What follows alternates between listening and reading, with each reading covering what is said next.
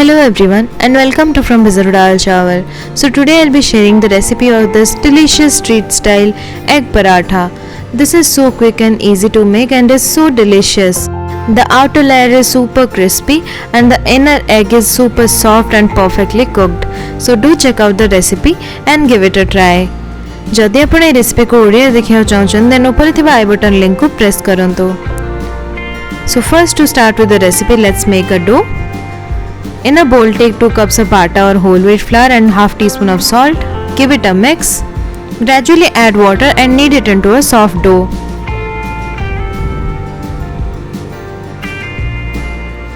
Then add 1 teaspoon of oil and knead for 2 more minutes. Our super smooth and soft dough is formed now. Cover and rest for 30 minutes.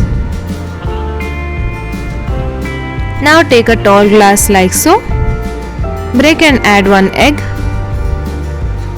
Then add 1 tablespoon of chopped onion, 1 tablespoon of chopped tomato,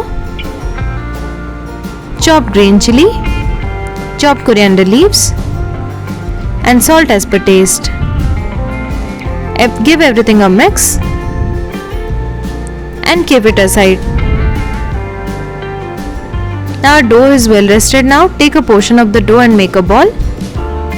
Sprinkle a little bit of flour. Roll it into a thin roti. Then apply 1 teaspoon of oil. Sprinkle a little bit of flour and spread. Fold it into half.